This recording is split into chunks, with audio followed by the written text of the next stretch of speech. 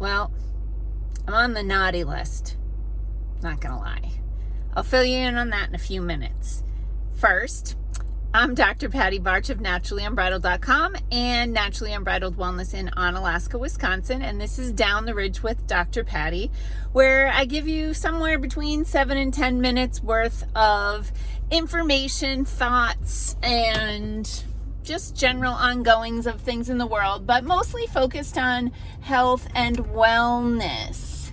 But I am starting off today with a public service announcement because something happened to someone in my inner circle again, and I have to really share this information so that you can reach out to the people that you know and care about. Do whatever you can to spread the word because this is serious. Scamming is through the roof. And this is stuff you read about and, oh, that's terrible and awful. I can't tell you how many people that I've talked to in my office have told me about their parent or grandparent being scammed out of thousands and thousands of dollars. 2 examples. And this one is horrifying. I mean, they're all horrifying, but this, you could see how anyone could fall for this. Roadkill. Okay, so there's artificial intelligence technology that is being implemented to scam people out of money. And what they do is they copy the voice of someone you know and love, so that when they call you, it sounds like you are talking to your loved one. This happened to one of my clients. Her grandfather was scammed out of thousands of dollars. They called him, and the voice they used was hers. And there's always some kind of emergency. I'm in trouble. I need $5,000, $10,000, $20,000, whatever it is, right? And the people rightly think they are talking to that person. So one thing I've seen is that you should have a code word where that you don't put in writing on like digital writing, so you don't text it, you don't put it in email, and maybe you don't speak it because Lord knows these phones are listening all the time. Maybe while you're together you have a conversation about what the code word should be. Ma, if you're listening, we should probably figure this out. And then write it down on paper, show the people, and, remember the code word. The problem is sometimes elderly people aren't going to remember the code word, especially when they're triggered because they think their granddaughter is in trouble and is, being held hostage or going to go to jail, or all the things they tell people. The other thing that happens, and this happened to a close friend of mine, her parent had this happen.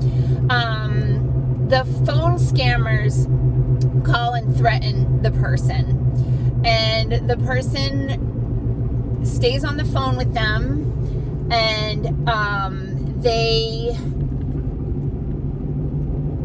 have them go to the bank and withdraw a bunch of cash, and maybe go to multiple banks because of the daily withdrawal limits.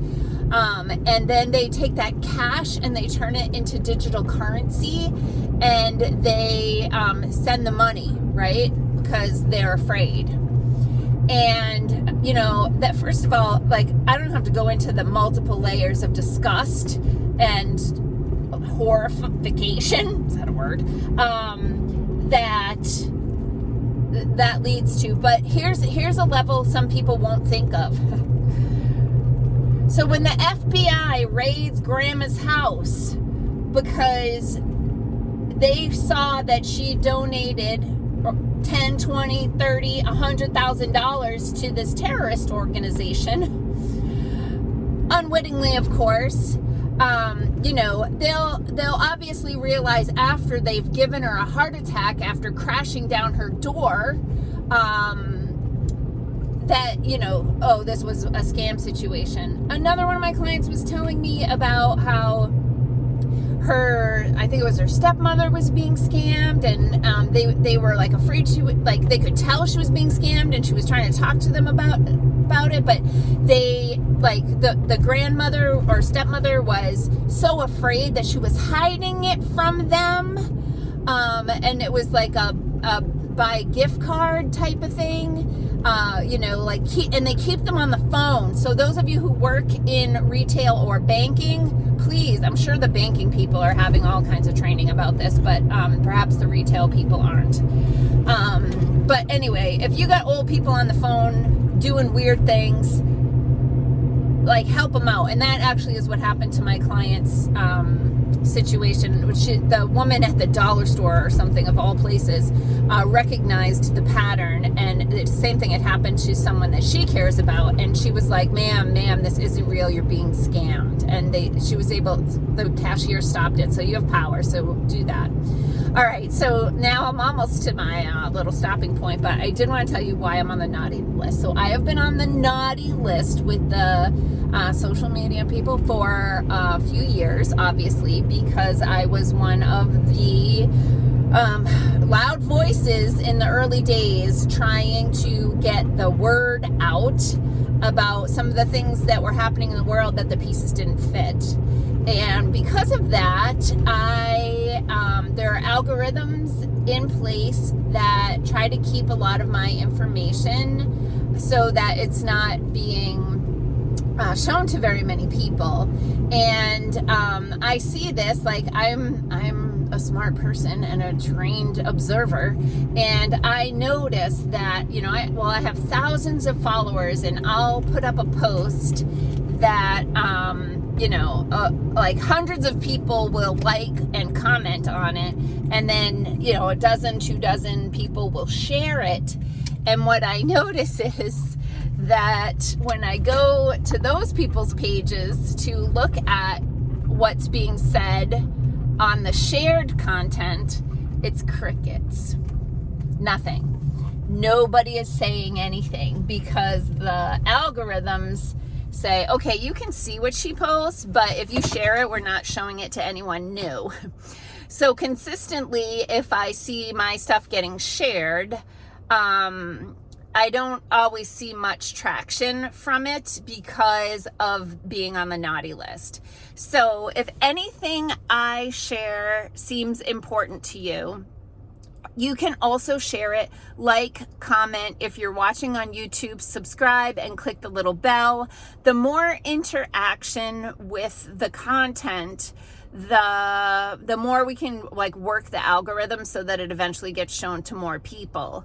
But regardless, I just want to say I am so appreciative of all the feedback that I've gotten about these Down the Ridge with Dr. Patty videos.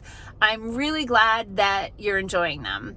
I'm enjoying them as well. It's a little bit of stress because I have to think, what am I going to talk about? And then I think of these things, and then some other squirrel runs by and I want to think about something else. And of course I had a whole different panic attack episode that I was going to do today, but one of my friends had this scamming thing happen last night, and I immediately texted my parents and told my husband, you have got to have a conversation with your parents about this.